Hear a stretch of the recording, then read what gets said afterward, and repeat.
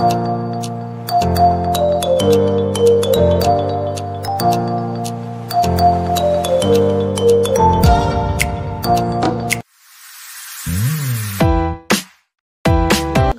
তোমরা সবাই কেমন আছো?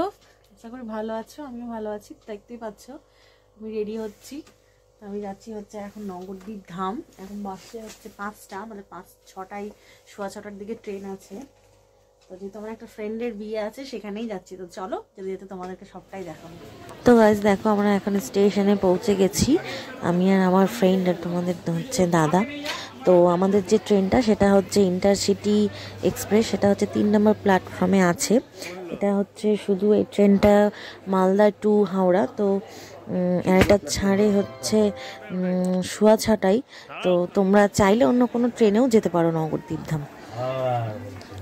দেখো, এই যে আমি এখানে বসে আছি, তার কারণ হচ্ছে একটু তোমার দাদাভাই যেহেতু জল কিনতে গিয়েছিল, তো ভাবলাম যে নিয়ে আসুক, তারপরে না তো উঠছি একসাথে ট্রেনে, সেই জন্যই।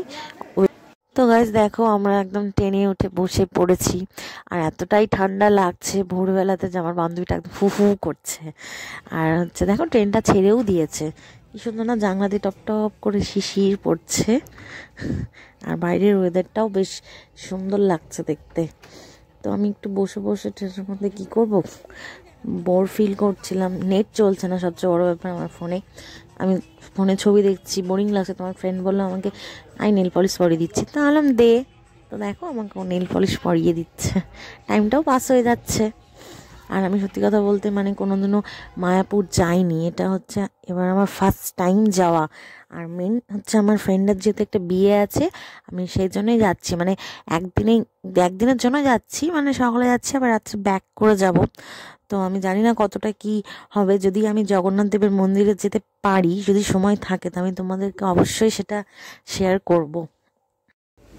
তো গাইজ দেখো, আমি হচ্ছে ফারাক্কা ব্রিজের ওপর দিয়ে যাচ্ছি। তো আমার জল দেখতে খুব ইচ্ছে হলো। তা আমি আর আমার ফ্রেন্ড তো ট্রেনের গেটের কাছে গিয়ে দাঁড়িয়ে জলটা দেখছি। কিন্তু পরে ভাবলাম যে এরকম গেটের কাছে গিয়ে দাঁড়িয়ে দেখাটা ঠিক না, বাই চান্স একটা কিছু অ্যাক্সিডেন্ট ঘটে গেলে। তো আমার মনে হয় তোমরা কেউ কখনো এটা এরকম করো না। তো গাইজ দেখো, আমি এখন নগরদ্বীপ ধাম স্টেশনে নেমে গেছি। আর আমাদের রাইড টাইম ছিল হচ্ছে 10টা 15। তো নামলাম হচ্ছে 10টা 27। তো ভাবলাম, আমার ফ্রেন্ড করলাম চল একটা রিলস বানিয়ে নিই, তারপর না তো আমরা এখান থেকে বেরোবো। তো দেখো, আমি হচ্ছে একটা রিলস বানাচ্ছি। হ্যাঁ, তা আমার পেছন দিয়ে একটা ট্রেন পাস করছে, তো ভালোই হয়েছে।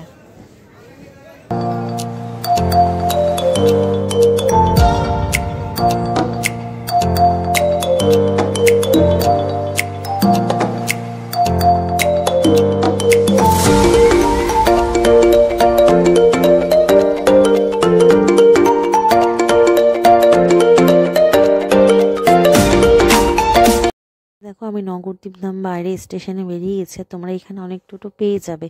আর তোমরা যদি ভাবো নগরদ্বীপ ধামে স্টে করবে, তাহলে তোমরা সেখানে আশ্রমে যেতে পারো। আর যদি ভাবো মায়াপুর যাবে, তাহলে তোমরা ঘাট পার করে ডাইরেক্ট মায়াপুরে চলে যেতে পারো। তো আমরা ভাবলাম আজকে নগরদ্বীপ ধামেই স্টে করব।